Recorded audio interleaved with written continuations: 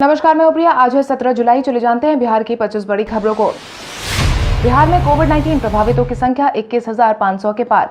बिहार में कोविड-19 प्रभावितों की संख्या में रफ्तार बरकरार है। बिहार स्वास्थ्य विभाग के द्वारा बीते दिन जारी किए गए अपडेट तक 1385 नए मरीजों की पुष्टि की गई है, जिसके बाद बिहार में प्रभावितों की कुल संख्या 21,558 हो गई है। पाए गए मामलों में प्रभावित जिलों की बात करें तो सबसे अधिक पटना में 378, अरवल में 15, औरंगाबाद में 2, बांका में 15, बेगूसराय में 36, भागलपुर में 55, भोजपुर में 54, बक्सर में 22, दरभंगा में 22, गया में 42, गोपालगंज में 18, जमुई में 59, जहानाबाद में 23, कैमूर में 7, कटिहार में 8, खगड़िया में 21, किशनगंज में 14, लखीसराय में 45, मधेपुरा में 14, मुंगेर में 33, मुजफ्फरपुर में 68, नालंदा में 93, नवादा में 15, पूर्वी चंपारण में 37, पश्चिम चंपारण में 53, पूर्णिया में 24, रोहतास में 6, सहरसा में 7, समस्तीपुर में 31, सारण में 38, शेखपुरा में 15, शिवहर में 5, सिवान में 63, सुपौल में 16, वैशाली में 30 मामले सामने आए हैं। वहीं दूसरी तरफ कोविड-19 से ठीक होने वाले मरीजों की संख्या में भी बढ़ोतरी देखी गई है। स्वास्थ्य मंत्रालय की तरफ से बीते शाम 4 बजे तक जारी किए गए अपडेट के अनुसार कुल मिलाकर 14,101 मरीज ठीक हो चुके हैं। वहीं कोविड-19 की वजह से 167 लोगों की जान जा चुकी है। बिहार के 14 जंक्शन पर 300 रेल कोच को बनाया जाएगा आइसोलेशन वार्ड। कोविड-19 के बेलगाम बढ़ते मामलों को देखते हुए बिहार के 14 जंक्शन पर 300 रेल कोच में आइसोलेशन वार्ड बनाने का फैसला लिया गया है। मिली जानकारी के अनुसार मरीजों के लिए अस्पताल में जगह नहीं बच रही है और यही कारण है कि 14 जंक्शन पर रेलवे आइसोलेशन वार्ड के लिए 20-20 कोच खड़े कर रही है। रेल मंत्रालय ने कोविड-19 मरीजों के इलाज के लिए कोच देना शुरू कर दिया है। इतना ही नहीं, एसी कोच में चिकित्सक और मेडिकल स्टाफ के रहने की भी सुविधा मुहैया करवाई जाएगी, ताकि मेडिकल स्टाफ भी मरीज के इलाज के दौरान आइसोलेटेड रहें।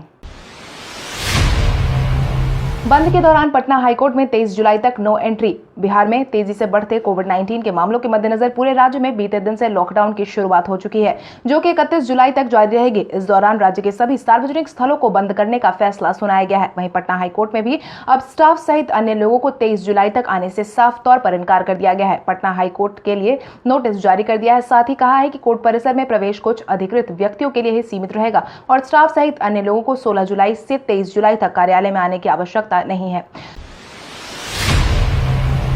बिहार में की गई प्लाज्मा डोनेशन की अपील। बिहार में बेकाबू हो रहे कोविड-19 के मामलों ने आम नागरिकों के साथ साथ सरकार की परेशानी भी काफी ज्यादा बढ़ा दी है और यही कारण है कि लोगों को जल्द से जल्द ठीक करने के लिए सरकार हर मुमकिन प्रयास कर रही है। इसी क्रम में प्लाज्मा डोनेशन के लिए सभी लोगों से अपील की गई है, जिसके लिए जिला प्रशासन ने प्लाज्मा डोनेट करने वालों को सम्मान देने की बात कही है। जिला प्रशासन ने साफ तौर पर कहा है कि प्लाज्मा डोनेट करने वालों को कोविड-19 योद्धा का प्रशंसा पत्र, स्मृति चिन्ह के साथ थैंक यू कार्ड और साल भर के अंदर उनके परिवार के लिए कभी भी चिकित्सक सुविधाएं मुहैया करवाने की बात कही गई है। मनिहारी साहिबगंज के बीच गंगा नदी पर 1900 करोड़ की लागत से बनाई जाएगी पुल। बिहार और झारखंड के बीच सफर करना अब और ज्यादा आसान हो जाएगा, क्योंकि भारतीय राष्ट्रीय राजमार्ग प्राधिकरण NHAI में कटिहार के मनिहार और झारखंड के साहिबगंज के बीच गंगा नदी पर 1900 करोड़ की लागत से 4 लेन पुल को बनाने की मंजूरी दे दी गई है, जिसके तहत पथ निर्माण मंत्री नंदकिशोर यादव ने बताया है कि बिहार के लिए घोषित PM पैकेज में शामिल इस पुल का निर्माण कराने की घोषणा हुई है। पुल निर्माण का काम 3 सालों में पूरा हो जाएगा। हालांकि फिलहाल सभी गाड़ियां भागलपुर से विक्रमशिला सेतु होते हुए अपना सफर तय करती हैं। CBSE के 10वीं की परीक्षा में किसान की बेटी बॉबी प्रशांत बनी बिहार झारखंड टॉपर। पूर्णिया के भवानीपुर की रहने वाली बॉबी प्रशांत CBSE 10वीं की परीक्षा में 99.2% अंक लाकर बिहार और झारखंड में टॉपर बन गई है। आपकी जानकारी के लिए आपको बता दें, बॉबी प्रशांत के पिता एक किसान है। वहीं बॉबी ने CBSE की 10वीं में कुल मिलाकर 500 अंकों में से 496 अंक प्राप्त किए हैं, जिसके बाद पूरे देश में उसने चौथा रैंक प्राप्त किया है। वहीं मीडिया से बातचीत के दौरान बॉबी ने बताया है कि वो आगे चलकर IAS अफसर बनना चाहती है और देश की सेवा करना चाहती है। बीते दिन पटना के कई इलाकों में मिले कोविड-19 मरीज के रिकॉर्ड तोड़ आंकड़े। राजधानी पटना बिहार में धीरे धीरे करके हॉटस्पॉट बनकर सामने आया है। वहीं बीते दिन के आंकड़े भी कुछ ऐसा ही साबित कर रहे हैं। स्वास्थ्य विभाग की तरफ से मिली जानकारी के अनुसार बीते दिन राजधानी पटना में 378 नए मामलों की पुष्टि की गई है, जो कि 24 घंटे में मिलने वाले सबसे सर्वाधिक मामले हैं। इसके साथ ही पटना के नए इलाके में नए मरीज सामने आए हैं, जिससे कंटेनमेंट जोन के इलाके में बढ़ोतरी होने की संभावना जताई गई है। जिसके बाद राजधानी पटना में प्रभावितों की कुल संख्या 2879 पर पहुंच गई है, जिसकी पुष्टि पटना के DM कुमार रवि ने की है। रोजगार मुहैया करवाने के लिए अखिलेश कुमार मिश्रा ने 106 फैक्ट्री लगाने का किया दावा। बिहार सरकार के सामने रोजगार मुहैया करवाना फिलहाल एक चुनौती बनकर उभरी है। वहीं आदर्श भारत चेतना सेवा संघ के अध्यक्ष अखिलेश कुमार मिश्रा ने कोविड-19 के इस माहौल में बिहार वापस आए मजदूर, छात्र और किसान को रोजगार देने के लिए प्रदेश में 106 फैक्ट्री लगाने का दावा किया है। इसके लिए उन्होंने एक प्रेस विज्ञप्ति भी जारी कर दी है और साफ तौर पर विज्ञप्ति के माध्यम से उन्होंने कहा है कि कोविड-19 के बढ़ते मामलों को देखते हुए सबका दिल अभी दहल चुका है, इसलिए रोजगार मुहैया करवाने की प्लानिंग हम लगातार कर रहे हैं। 100 से ज्यादा फैक्ट्री बिहार में लगाने का फैसला ले लिया है। जल जीवन हरियाली पर नीतीश सरकार करेगी केंद्रीय राशि को खर्च। सरकार जल जीवन हरियाली मुहिम को भी सफल बनाने में लगी हुई है और यही कारण है कि अब नीतीश सरकार जल जीवन हरियाली अभियान पर केंद्र सरकार की तरफ से पंचायती राज संस्थाओं को दी गई राशि को खर्च करने वाली है। इतना ही नहीं, केंद्र की यह राशि राज्य सरकार 7 निश्चित की योजना में भी खर्च करेगी। ऐसे में पंचायती राज संस्थान को मिले 15,179 करोड़ की राशि का इस्तेमाल जल जीवन हरियाली मुहिम को सफल बनाने में किया जाएगा। गुवाहाटी से दिल्ली जा रहे सोने के कंसाइनमेंट का पटना में हुआ खुलासा। गुवाहाटी से दिल्ली जा रहे सोने के कंसाइनमेंट को पटना में पकड़ लिया गया है। डीआरआई की टीम ने जब पटना के मीठापुर बस स्टैंड पर छानबीन की तो 2 लोग इस मामले में पकड़े गए हैं, जिनके पास से 4 किलो सोना बरामद किया गया है।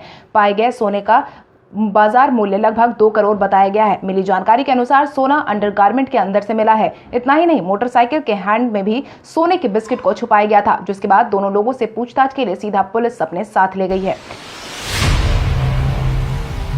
बिहार में 5 आईएएस अधिकारियों का किया गया तबादला। बिहार में तबादलों का सिलसिला लगातार जारी है। बीते दिन भी बिहार में आईएएस अधिकारी का तबादला हुआ है। सामान्य प्रशासन विभाग की तरफ से 5 आईएएस अफसरों का ट्रांसफर कर दिया गया है, जिसके लिए अधिसूचना जारी कर दी गई है। आईएएस संजय कुमार सिंह को लखीसराय का जिलाधिकारी बनाया गया है। सुरेंद्र कुमार चौधरी सामान्य प्रशासन विभाग के विशेष सचिव बनाए गए हैं। वहीं प्रदीप कुमार झा को बिहार सेवा एवं आधारभूत संरचना निगम लिमिटेड के प्रबंध निदेशक बना दिया गया है। सुश्री रंजीता और गोपाल मीणा अपर मुख्य निर्वाचन पदाधिकारी निर्वाचन विभाग के पद पर ट्रांसफर किए गए हैं। सुशांत सिंह राजपूत मामले में अब सुब्रमण्यम स्वामी ने सीबीआई जांच के लिए प्रधानमंत्री को लिखा पत्र। कुछ दिनों पहले पप्पू यादव ने सुशांत सिंह राजपूत के मामले में सीबीआई जांच के लिए गृह मंत्री अमित शाह को पत्र लिखा था। वहीं अब बीते दिन भाजपा के राज्यसभा सांसद सुब्रमण्यम स्वामी ने सीधे प्रधानमंत्री नरेंद्र मोदी से सीबीआई जांच की मांग की है। स्वामी ने अपने द्वारा लिखे गए पत्र में कहा है कि दुबई से जुड़े बॉलीवुड माफिया इस मामले में शामिल हो सकते हैं, वैसे ये मामले को रफा दफा करना चाह रहे हैं। ऐसे में केंद्र सरकार इस मामले की सीबीआई जांच करवाए। इसलिए आपसे अनुरोध है कि आप व्यक्तिगत तौर पर इस पूरे मामले में हस्तक्षेप करें।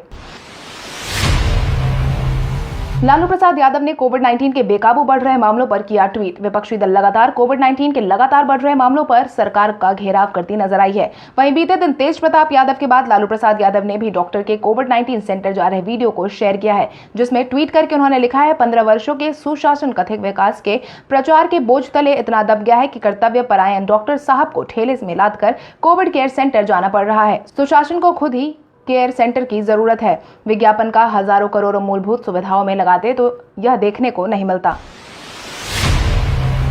सत्तरघाट पुल के टूटने की खबर को बताया गया झूठ। पहले सत्तरघाट पुल के ध्वस्त होने की खबर सामने आई थी, जिसको लेकर नेता प्रतिपक्ष तेजस्वी यादव, चिराग पासवान, पुष्पम प्रिया चौधरी समेत कई विपक्षी नेताओं ने सरकार को आड़े हाथों लिया था। जिसके बाद बीते दिन पथ निर्माण मंत्री नंदकिशोर यादव ने स्पष्टीकरण देते हुए बताया है कि सत्तरघाट मुख्य पुल से लगभग 2 किलोमीटर दूर गोपालगंज की ओर में एक 18 मीटर लंबाई के छोटे पुल का पहुंच पथ कट गया है।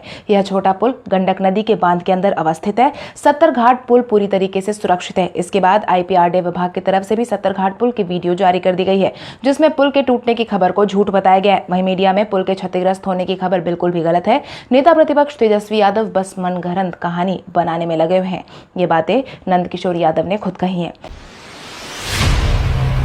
आइसोलेशन बेड की संख्या बढ़ाने के साथ 20,000 कोरोना टेस्ट करने का दिया गया निर्देश। कोविड-19 के इस माहौल में सचिव सूचना एवं जनसंपर्क अनुपम कुमार ने कोविड-19 के रोकथाम को लेकर सरकार द्वारा किए जा रहे काम की जानकारी दी है, जिसके तहत सचिव सूचना एवं जनसंपर्क अनुपम कुमार ने बताया कि कोविड-19 की वर्तमान स्थिति को देखते हुए मुख्यमंत्री नीतीश कुमार ने जांच की संख्या बढ़ाने का निर्देश दिया है।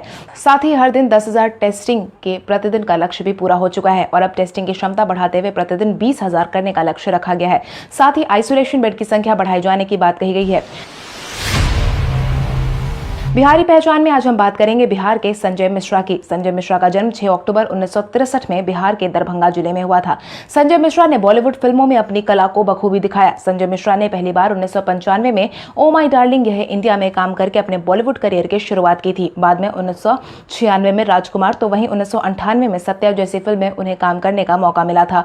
वहीं साल 2015 में उन्हें film fair critics award for best actor का अवार्ड भी मिला था और यह अवार्ड उन्हें आंखों देखी फिल्म में उनके अभिनय के लिए मिला था। संजय मिश्रा ने अपनी पढ़ाई वाराणसी से पूरी की है। वहीं मिश्रा ने नेशनल स्कूल ऑफ ड्रामा में पढ़ाई के बाद ज्वाइन किया था, जिसके बाद वो 1989 में वहां से पास होकर निकल गए थे। उसके बाद ही उन्होंने फिल्मों में काम करने की ठानी थी। बीपीएससी की 64वीं मुख्य परीक्षा के नतीजे हुए जारी। बिहार लोक सेवा आयोग ने 64वीं संयुक्त मुख्य परीक्षा प्रतियोगिता के रिजल्ट को जारी कर दिया है, जिसके तहत 1465 पदों के लिए साक्षात्कार में शामिल होने के लिए 3799 अभ्यर्थी पास घोषित कर दिए गए हैं, जिसकी जानकारी संयुक्त सचिव से परीक्षा नियंत्रक ने दी है। साथ ही उन्होंने बताया है कि रिजल्ट आयोग की आधिकारिक वेबसाइट www.bpsc.bis.nic.in पर अपलोड कर दिया गया है। सफल उम्मीदवारों के साक्षात्कार की तारीख बाद में जारी की जाएगी। आपको बता दें, रिजल्ट के आधार पर चयनित अभ्यर्थियों की कुल 24 विभाग में नियुक्ति करवाई जाएगी। बिहार के विभिन्न जिलों में सोयाबीन से दूध और पनीर बनाने के उद्योग को प्रोत्साहित करने का लिया गया निर्णय।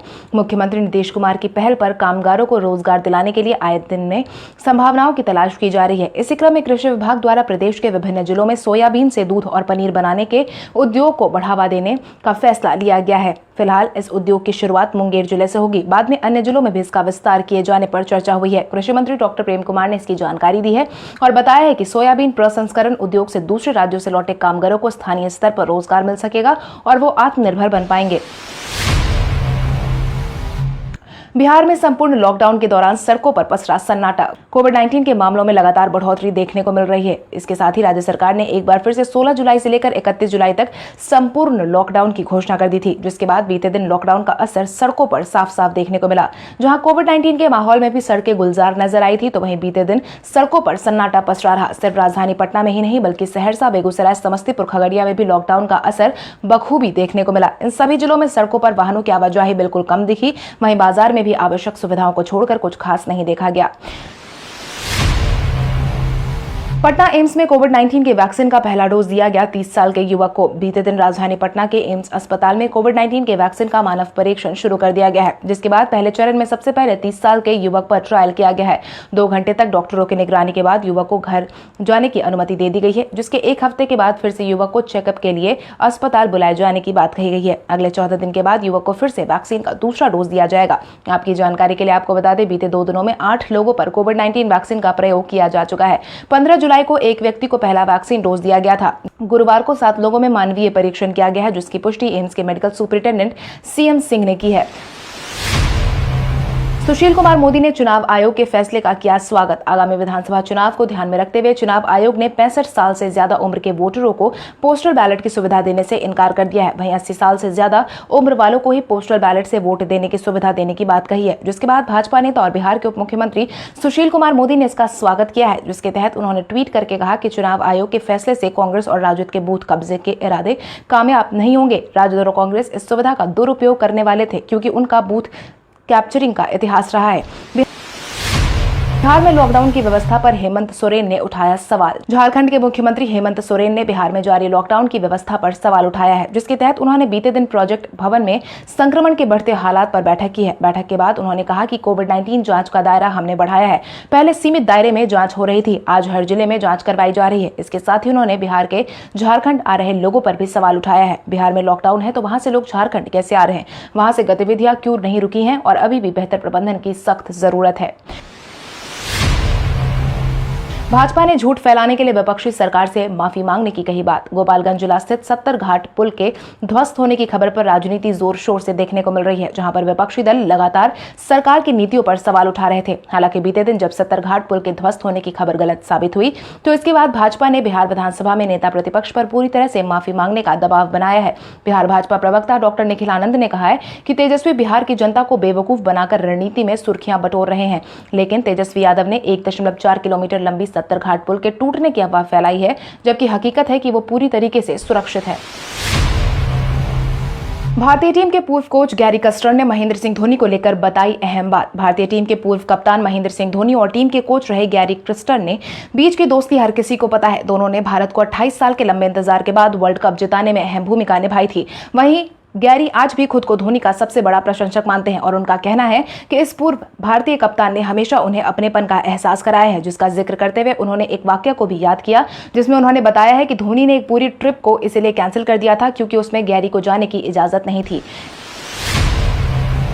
एयरटेल के वीडियो कॉन्फ्रेंसिंग ऐप से 3 महीने तक होगी फ्री में बात। देश की दूसरी सबसे बड़ी mobile operator company Bharti Airtel ने अमेरिका के दिग्गज दूरसंचार कंपनी वेरिजॉन के साथ भागीदारी करके video conferencing platform Airtel Blue Jeans को पेश किया है। अधिकारियों की माने तो एयरटेल का यह video conferencing platform Zoom, Google Meet और माइक्रोसॉफ्ट टीम्स को कड़ा मुकाबला दे सकता है। भारतीय एयरटेल के मुख्य कार्यकारी अधिकारी गोपाल बिट्ठल ने एक प्रेस कॉन्फ्रेंस में इसकी जानकारी दी है।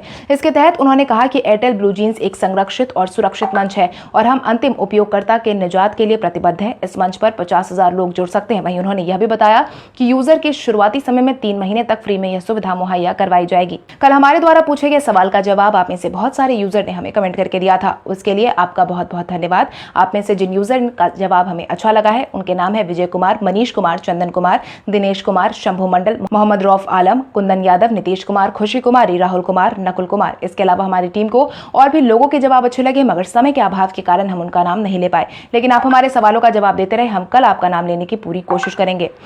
तो चलिए बढ़ते हैं आज के सवाल की ओर। आज का सवाल कुछ इस प्रकार है। पूरे बिहार में संपूर्ण रूप से लॉकडाउन लागू करने के बाद आपके अपने इलाके में लोग नियमों का पालन कर रहे हैं या नहीं? अपने जवाब हमें कमेंट करके जरूर बताएं। इसके साथ ही आज के लिए बस इतना ही। अगर आप ये वीडियो हमारा यूट्यूब पर देख रहे हैं तो हमारे चैनल को सब्सक्राइब करें और बेल आइकॉन दबाना ना भूलें। और अगर आप ये वीडियो हमारा फेसबुक पर देख रहे हैं तो इस वीडियो को लाइक करें और ज्यादा से ज्यादा शेयर करें। धन्यवाद।